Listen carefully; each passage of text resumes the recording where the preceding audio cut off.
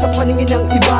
Nagbibingi-bingihan sa sabi-sabi nila, bagamat iba't iba na daw ang nakakagamit. Sa pagkatao niya'y maluwang nasa laman ng wallet. Ang hindi niya kamahal ang pagsingil sa pagganap niya na nagbibigay aliw sa nagnanais ng sarap. Ay maaaring tumikim sa silid ng madilim, ay animoy nagliliwanag, kutos niyang nagniningning. Ngunit sa kabila ng isang gabi niyang pagtamasa, sa di niya lubos kilalay, markado na sa hita ang mga pasang sukle sa kanyang murang halaga. Patuloy siyang gumagamot, sa pag-abot mo ng reseta ay agad na may panlunas.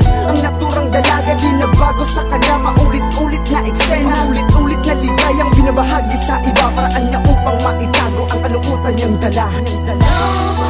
Sa akin sabihin na ano pa man ang pag-aakala ay di mahalaga. Ang tanging kaligayahan ay walang iba kundi mga kalalakihan. 10 oras ng gabi, siya'y natanong ko sa tabi, na hindi makatagpo nung pwede niyang makatabi. Sa higaan na malambot, talang gusto maabot, ay parang pinagkait sa lapi pinagdamot. Sa oras na kung saan kailangan ng kanyang mga palad, mapalad na para sa kanya kung meron mang bumungad, na naghahanap ng panandali ang kaligayahan. Kahit minsan may pananakit na hindi maiwasan, hindi niya manglubusan alam ang ginagawa. Mga mali na tama sa kanya, matutuwid ba kaya? Kailan kaya niya madarat ng panibagong umaga, panibagong pamumuhay na hindi pa nakikita ng kanyang mga mata, kung ano ba ang nasa dulo. Ang tanging niyang alam sa ngayon ay kung paano niya mapapaligaya ang kahit na sino. Sino ang kalalakihan sa loob ng isang kwarto? Sa akin sabihin na ano pa man ang pag-aakala ay di mahalaga. Ang tanging kaligayahan ay walang iba kundi mga kalalakihan.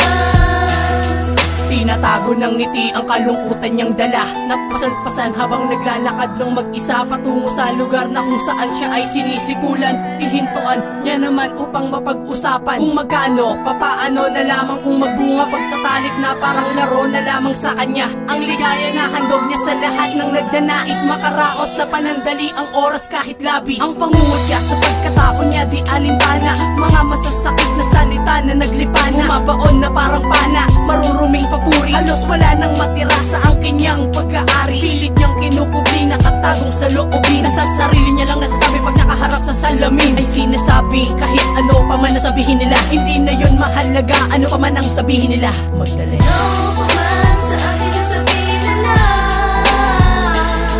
ano pa man ang pag-aakala ay di mahalaga.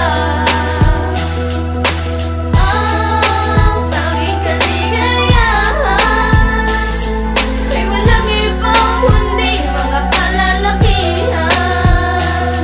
sa parehas na daan, sa di patas na kapalaran, ay may bago bang liwanag na dapat niyang malakaran? O pareho ng gabing tanging bituin ng aasahang liwanag na magsisilbing akay sa lalakaran? Ang siyang iniisip sabay sa bawat sandaling pagiling sa mga barakong may pagnanasang ngiti, na walang tanging ninais kundi ang kanyang katawan. Indahin man ang sakit ay di pinapakinggan ng mga telang didilig, ang mga bighating-hatid na mga dilang nakapalibot na walang habag malae. Sa dalagang tinawid ang kalungkutan sa ligaya, pilit man ay doon niya natakbuhan ng pagkilala. Sa pangalan na lingid man ang respeto sa umaga, ang tabi ang opinyon nila dahil mahalagay na irarawan niya. Ayahin ng iba sa paraan na alam niya, ang babaeng mababalibag binansagang si Magdalena. Ano pa man